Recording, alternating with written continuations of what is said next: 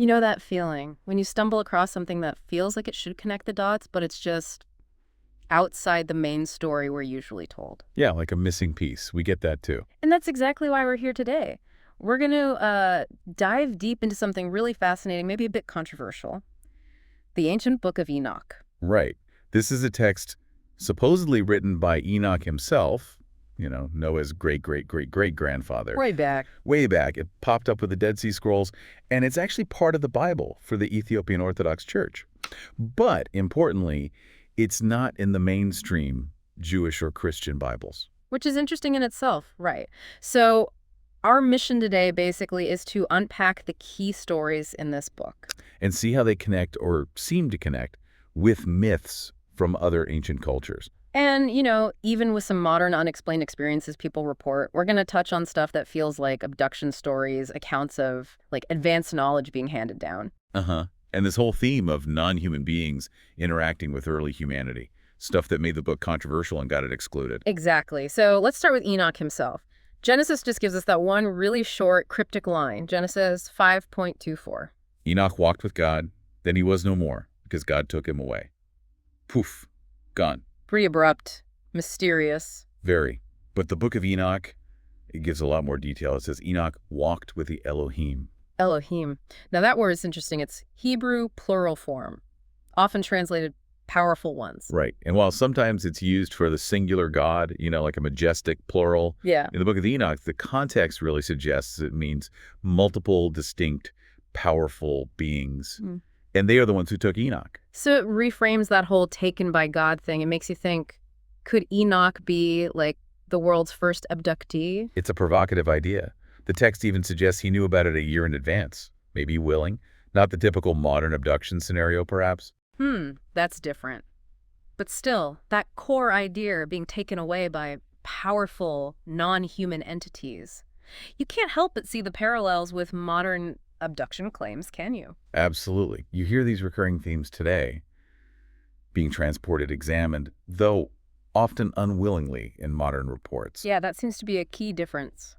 But it makes you wonder, are these just fundamental human archetypes playing out, or is there something more connected going on across millennia? That's the big question, isn't it?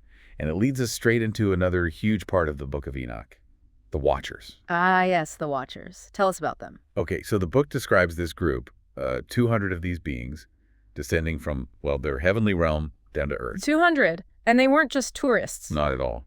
The book says they interbred with human women. Right, and the result? Giants. It's Yeah. called the Nephilim in Genesis. And, you see echoes of this elsewhere. Think Greek myths, the Titans, these huge, powerful beings. Yeah, the Titans. It does sound similar, like some kind of shared ancient memory, maybe. It could be. You find these stories, or similar ones, really all over the place. Africa, India, Greece, back to Sumeria. Powerful, often giant figures, offspring of gods or sky beings and humans. And Genesis 6 just mentions it briefly, doesn't it? Almost like the original readers already knew the backstory about these Watchers and Nephilim. Exactly. It's like a quick reference, assuming prior knowledge, which raises a key point of interpretation. Were these Watchers just spiritual beings? Angels, maybe? Like some read Genesis? Or, as the Book of Enoch seems to imply much more strongly, were they physical beings, corporeal enough to actually have offspring with humans? That's a pretty radical idea compared to the standard interpretation. It is. And it connects, interestingly, to some more modern-day accounts like the West African traditions about Mammy Water. Mammy Water. Okay, what's that about? These are often described as very beautiful water spirits, often female, living in rivers or the sea. And the core tradition involves them abducting people. Sounds a bit like mermaid or siren stories. On the surface, yes. But the Mammy Water tradition is ancient, possibly going back millennia before that specific name was used. And the abduction narrative is really central and consistent. Okay. Any specific examples? Well, our source mentions a striking case from Ghana back in 1984. A young woman, 26, reappeared suddenly on a beach. She'd been missing for 3 years. 3 years, wow. What did she say happened? She claimed she'd been taken by the Mammy Water people to an underwater base, forced to have children with them. And she was adamant these beings were not human. Underwater base.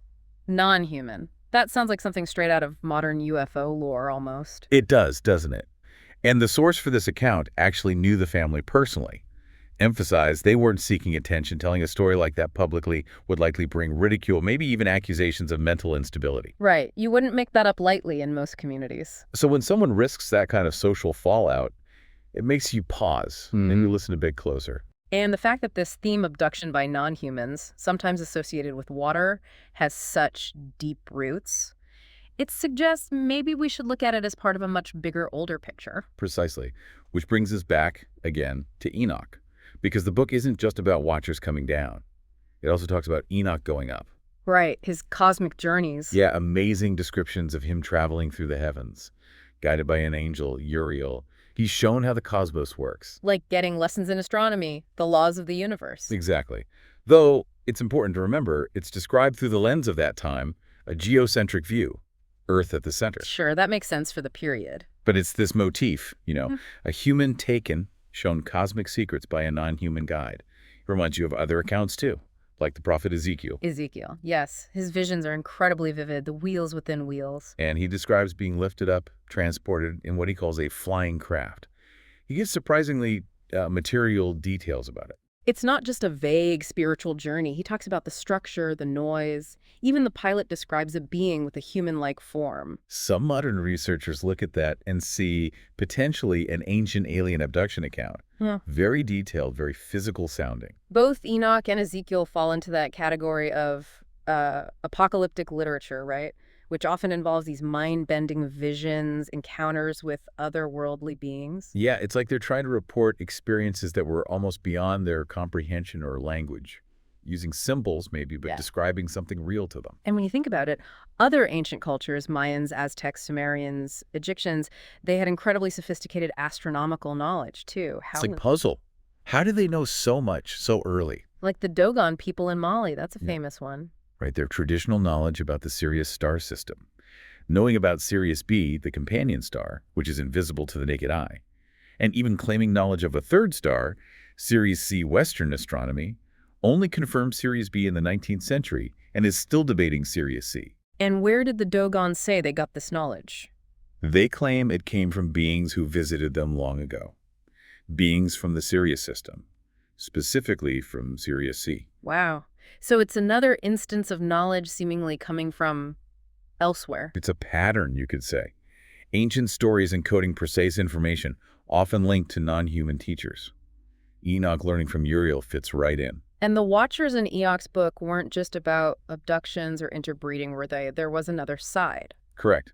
The book also says they taught humanity vital skills. Things like agriculture, how to cultivate plants, medicine, metal technology, even making jewelry and cosmetics.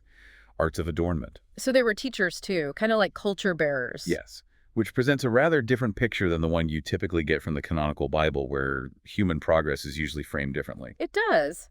But again, there are parallels in other mythologies, aren't there? This idea of gods or other beings bringing civilization. Absolutely.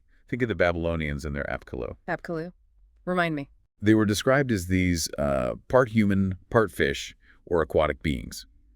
7 sages, basically, who came from the sea and taught the earliest Sumerians the fundamentals of civilization, writing, law, agriculture, architecture. Part fish.